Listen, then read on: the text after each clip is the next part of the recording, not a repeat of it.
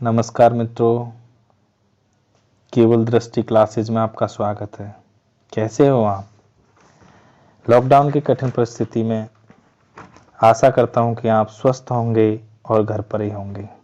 मित्रों, आज हम आपके लिए मनोविज्ञान से संबंधित महत्वपूर्ण टॉपिक के बारे में चर्चा करेंगे, जिसके मुख्य बिंदु हैं नंबर 1 मनोविज्ञान का अर्थ, नंबर 2 मनोविज्ञान की परिभाषाएं, नंबर 3 मनोविज्ञान का क्रमबद्ध विकास, नंबर 4 मनोविज्ञान के विकास से संबंधित महत्वपूर्ण तथ्य।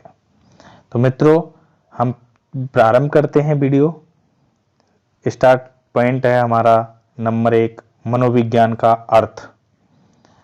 मनोविज्ञान एक ऐसा विज्ञान है जो प्राणियों के व्यवहार एवं मानसिक तथा दैहिक क्रियाओं का अध्ययन करता है। अर्थात मनोविज्ञान विज्ञान की वह शाखा है जिसके अंतर्गत मन का अध्ययन किया जाता है। अर्थात मनोविज्ञान अध्ययन की वह शाखा है जो मन का अध्ययन करती है। यानी कि मनोविज्ञान का सामान्य रूप से अर्थ है मन का विज्ञान। मनोविज्ञान को अंग्रेजी में साइकोलॉजी कहते हैं। साइकोलॉजी शब्द की उत्पत्ति ग्रीक भाषा या यूनानी भाषा के दो शब्दों से मिलकर हुई है। पहला शब्द है साइकी तथा दूसरा शब्द है लॉगोस। यहाँ साइकी शब्द का अर्थ है आत्मा और लॉगोस शब्द का अर्थ है अध्ययन, यानी कि स्टडी। इस प्रकार अंग्रेजी शब्द साइकोलॉजी का शाब्दिक अर्थ है वह है आत्मा का अध्ययन, यानी कि स्टडी ऑफ सोल। मित्रों, ये था मनोविज्ञान का शाब्दिक अर्थ, यानी कि मीनिंग ऑफ साइकोलॉजी। दूसरा पॉइंट हम लेते हैं आपके लिए डेफिनेशंस ऑफ साइकोलॉजी, यानी कि मनोविज्ञान की परिभाषाएं। मनोविज्ञान की परिभाषा और मनोविज्ञान का शाब्दिक अर्थ, इन दोनों पॉइंटों में से आपको एग्जाम में ज़्यादातर मात्रा में एक प्रश्न आपको अवश्य देखने को मिलता है। तो इनको आपको ध्यान से पढ़ना है और इसका जो मीनिंग है साइकोलॉजी का जो मीनिंग है साइकी और लॉगोस, इनको आपको ध्यान से देखना भी है, क्योंकि इसके जब पेपर में प्रश्न आता है उस समय साइकी और लॉगोस की मीनिंग डिफरेंस हो सकती है। इनका हिंदी जो वर्जन है वो डिफरेंस हो सकता है। तो इनको ध्यान से देख करके आप अच्छी तरह से इसको याद कर लें, क्योंकि साइकी इंग्लिश के जो वर्ड है उसमें आपको कई जगह मीनिंग्स में डिफरेंशिएशन मिलता है। अब लेते हैं आपको डेफिनेशन ऑफ साइकोलॉजी, यानी कि मनोविज्ञान की परिभाषाएं। सर्वप्रथम हम मनोविज्ञान की परिभाषाओं के अंदर वाटसन की परिभाषा, यानी वाटसन सर क्या कहते हैं मनोविज्ञान के बारे में। वाटसन कहते हैं कि मनोविज्ञान व्यवहार का धनात्मक विज्ञान है। कहीं भी आपको जहां धनात्मक विज्ञान दिखे वहां सीधे सीधे आपको वाटसन की परिभाषा करनी है, यानी कि मनोविज्ञान व्यवहार का धनात्मक विज्ञान है। यानी कि वाटसन हमेशा व्यवहार का पॉजिटिव विज्ञान मानते हैं, पॉजिटिव साइंस मानते हैं। दूसरी परिभाषा क्रो एंड क्रोसर, मनोविज्ञान मानव व्यवहार और मानव संबंधों का अध्ययन है। यानी कि क्रो एंड क्रो बोलते हैं कि मनोविज्ञान जो है वो मानव व्यवहार, यानी व्यक्तियों के व्यवहार और व्यक्तियों के संबंधों का अध्ययन करता है। तीसरी परिभाषा है मैकडूगल की। मैकडूगल के अनुसार मनोविज्ञान आचरण एवं व्यवहार का यथार्थ विज्ञान है। चौथी परिभाषा है वुडवर्थ के अनुसार मनोविज्ञान वातावरण के संपर्क में होने वाले मानव व्यवहारों का अध्ययन है। मित्रों, डेफिनेशंस ऑफ साइकोलॉजी में एक अंतिम परिभाषा बोरिंग साहब के द्वारा दी गई है, जो है मनोविज्ञान मानव प्रकृति का अध्ययन है।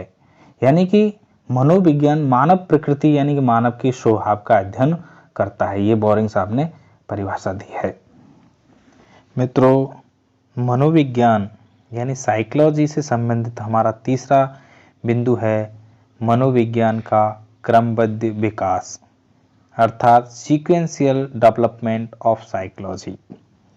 जैसा कि आपको मनोविज्ञान के शाब्दिक अर्थ से पता चलता है कि सर्वप्रथम मनोविज्ञान को आत्मा का विज्ञान या आत्मा का अध्ययन माना गया था, यानी कि 16वीं शताब्दी में मनोविज्ञान को आत्मा के विज्ञान के रूप में स्वीकार किया गया था, जिसको मानने वाले दार्शनिक थे प्लेटो, अरस्तु और डेकार्टे आदि यूनानी दार्शनिकों ने मनोविज्ञान को 16वीं शताब्दी में आत्मा के विज्ञान के रूप में स्वीकार किया था। परंतु उस समय के जो मनोवैज्ञानिक और दार्शनिक हुए, उनके द्वारा आत्मा का स्पष्ट रूप से कोई व्याख्यान या स्वरूप या रंग रूप के बारे में या इसकी स्थिति के बारे में या इसके अध्ययन करने की विधियों के बारे में स्पष्ट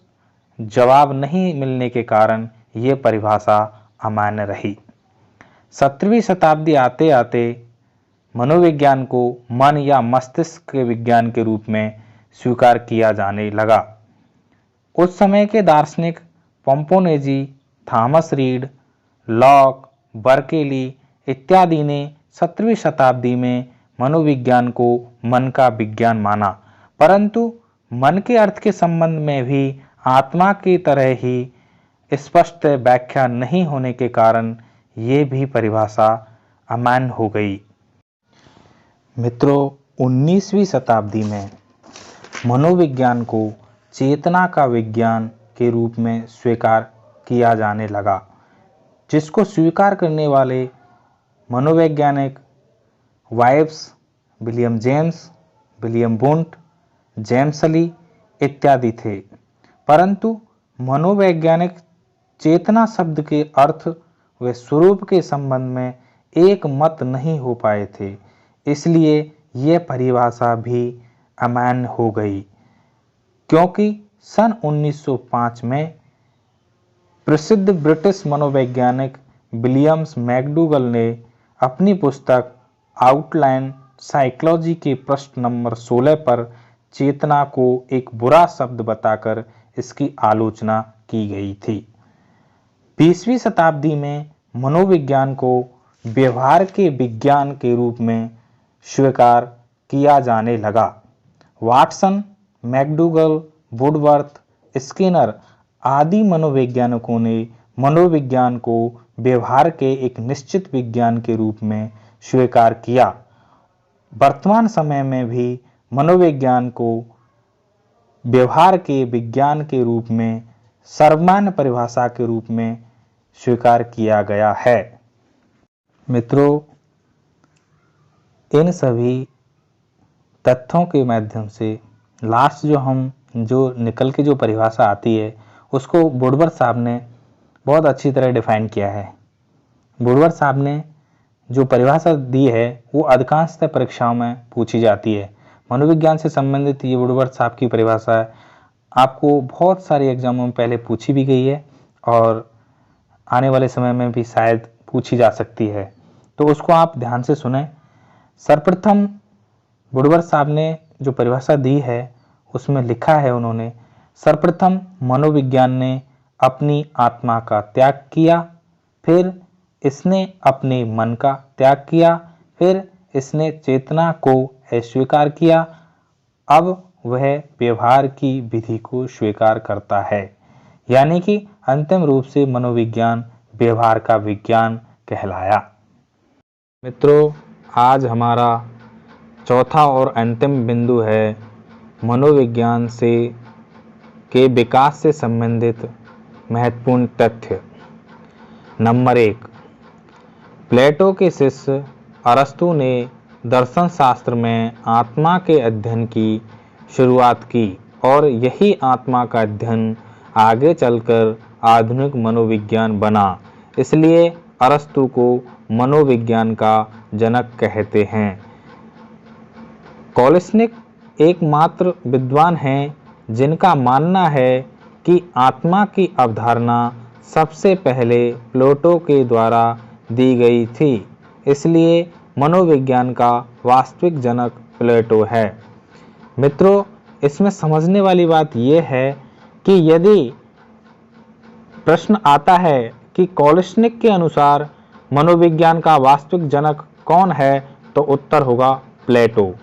और प्रश्न आता है कि मनोविज्ञान का जनक कौन है या मनोविज्ञान का आदि जनक कौन है, तो उत्तर होगा अरस्तु। बिंदु नंबर 2, पहली बार 16वीं सदी में 1590 ईस्वी के समय यूनानी दार्शनिक रूडोल्फ गोएकले ने अपनी पुस्तक साइकोलॉजिया में पहली बार आत्मा के अध्ययन के लिए साइकोलॉजी शब्द का प्रयोग किया। तब से लेकर आज तक मनोविज्ञान के लिए अंग्रेजी भाषा में साइकोलॉजी शब्द का प्रयोग किया जाता है।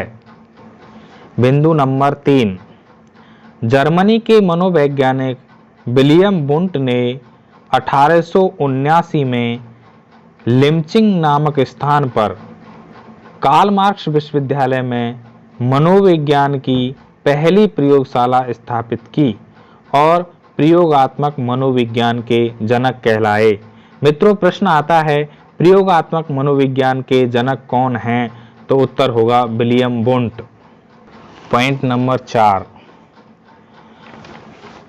मनोविज्ञान को दर्शन शास्त्र से अलग करने का श्रेय अमेरिकी मनोवैज्ञानिक विलियम जेम्स को जाता है। इसलिए विलियम जेम्स को मनोविज्ञान का आधुनिक जनक कहते हैं। यानी कि प्रश्न पूछा जाता है कि मनोविज्ञान का आधुनिक जनक कौन है या आधुनिक मनोविज्ञान के जनक कौन हैं, तो उत्तर होगा विलियम जेम्स। पॉइंट नंबर 5, वर्तमान में मनोविज्ञान में अर्धचेतन व अचेतन का अध्ययन किया जाता है।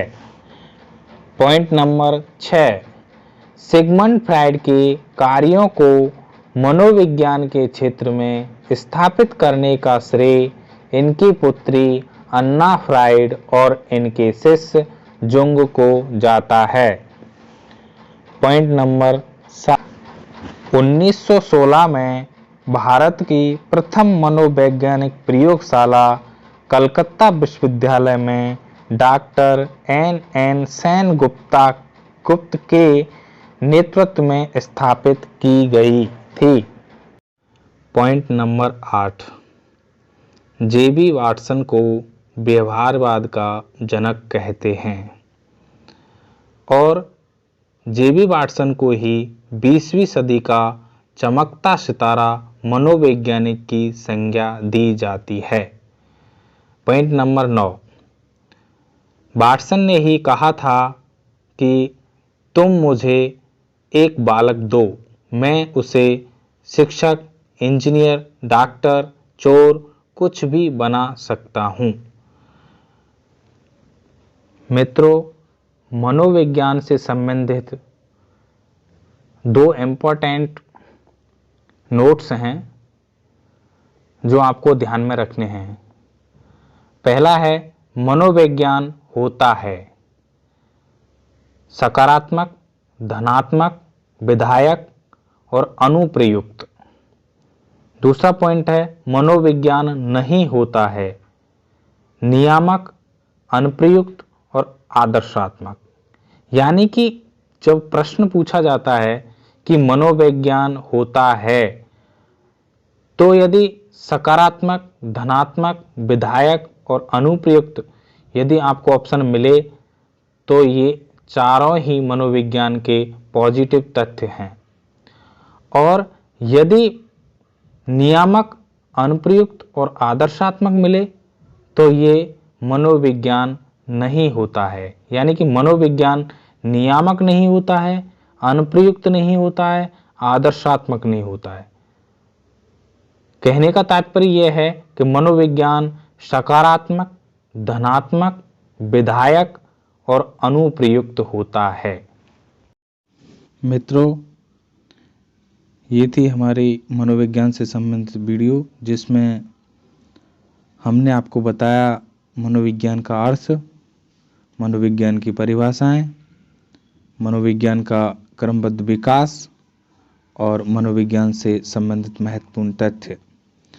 मित्रों, आपको वीडियो अच्छी लगी हो तो ज़्यादा से ज़्यादा शेयर करें और जिस टॉपिक पर आप वीडियो बनवाना चाहते हैं उस टॉपिक का आप कमेंट्स में लिखकर भेजें, हम उस पर वीडियो बना के आपको प्रोवाइड करवाएंगे। और इस वीडियो में जो हमारी कुछ कमियां रह गई उनको हमें अवगत कराएं और नेक्स्ट वीडियो हम आपको जल्द ही प्रोवाइड कराएंगे साइकोलॉजी से संबंधित ही, जो आपको जल्द से जल्द उपलब्ध होगी। और वीडियो देखने के लिए धन्यवाद।